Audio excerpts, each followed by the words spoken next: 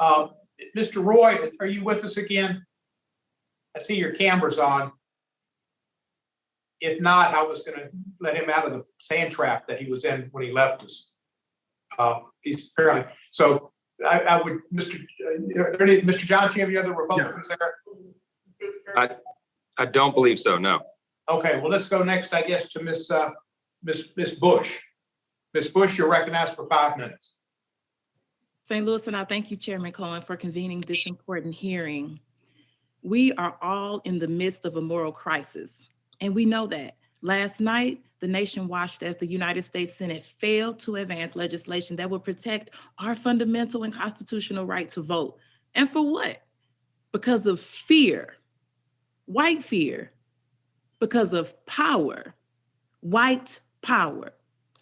Fear that if and when we empower Black people, that will somehow disempower white people. That if we empower brown people, the brown community, that will somehow disempower white people. White people, especially white wealthy people, have long exercised control over our democracy because the mere idea of Black folks possessing even an ounce of political power is viewed as a threat to the status quo. So to those apathetic white folks who have yet to welcome love and welcome anti-racism into your hearts, my question for you is this: what are you afraid of? Are you afraid that we will end redlining? Are you afraid that we will deliver universal health care? Are you afraid that we will end police violence, that we will end the racial and gender wealth gaps, that we will provide safe housing for every single member of our unhoused community, that we will end our forever wars? Are you afraid that we will end mass criminalization? Are you afraid that we will dismantle the comfy white supremacy that many benefit from? Because that's the world I want to live in, and that's the world we should all want to live in. W.E.B. Du Bois once wrote, if there was one thing South Carolina feared more than bad Negro government, it was good Negro government. And perhaps this here is the fear that we will build the kind of political power that is just, that is equitable, and that will lead to transformative policy change. Mr. Henderson, can you please explain how current voting rights challenges, if left unaddressed, are not only a danger to the participation of Black communities, but also a danger to the overall health of our democracy? Thank you, Congresswoman Bush, for your question. And you are absolutely right. African-American voters historically have been the canary in the mine. Their treatment as a group has helped establish the standard by which we evaluate voting rights on behalf of all of our citizens. Obviously, a recognition that other groups have experienced discrimination is important. I think Tom Sines and others have established the effect of discrimination on Latino voters. We've seen the same with Asian American and Native American voters, and subgroups like individuals with disabilities and older Americans often face challenges. However, the use of racial considerations in trying to decide who is entitled to vote has created a pernicious system that indeed, as now being assembled, does reflect what I think is a Jim Crow 2.0. I know Mr. Noville disagrees with that characterization, but I think there is ample justification for the use of that term, and it is not hyperbolic. My own sense is that democracy is very much in peril right now. I think we have seen that in very significant ways.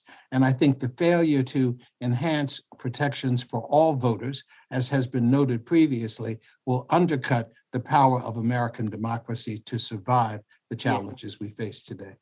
Thank you so much, Mr. Henderson, and thank you for all your work. And yes, this here Black woman would characterize it as a Jim Crow 2.0. Ms. Eiffel, the Legal Defense Fund has done significant work to end prison-based gerrymandering, which counts those who are incarcerated as residents of districts where they are incarcerated and not in districts where they are actually from, all the while denying many of these community members a voice and a vote.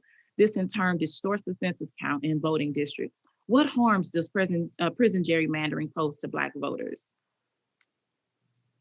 Thank you so much, Congresswoman Bush. This is the place where voting discrimination intertwines with the longstanding discrimination in our criminal justice system. that results in Black and Latino Americans being disproportionately represented in prisons around the country. Prisons are often located in rural, majority white areas. They very often are places where employment opportunities exist for correctional officers, particularly for white correctional officers. And when those who are incarcerated, disproportionately Black and brown, are counted as part of those rural districts where they are not residents, then that means that all of the collateral consequences of counting them there flow as well. And that includes funding, plans around development and business and jobs and so on and so forth. When in fact they should be counted in their home communities, because most people who are in prison will go home. We know that when we count in the census and we do our districting, it lasts for 10 years, but most people will be home before then. And it essentially means that resources that should be allocated to communities of color in places like where I'm sitting right now, Baltimore City, are instead allocated to places that are rural and that are majority white. Yes, thank you so much. We can no longer appeal to the moral conscience of white moderates, as Dr. King warned. We now know that our fight is an existential one. It demands that we ask ourselves fundamental questions about what we stand for as a country. Do we stand for white supremacy, or do we stand for white supremacy or anti-racism? Do we stand for a politics of fear or a politics of opportunity? That is what is at stake. Thank you so much, and I yield back.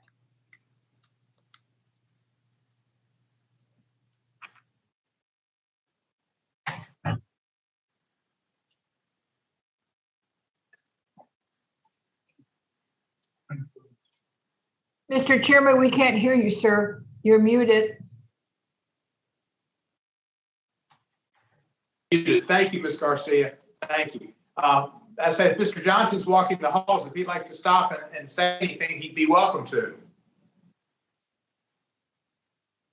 He doesn't, I guess. Anyway, I now recognize. Yeah, I'll pass, Mr. Chairman. I appreciate it. Having technical difficulties here. Thank you, sir. Thank you. I now recognize the lady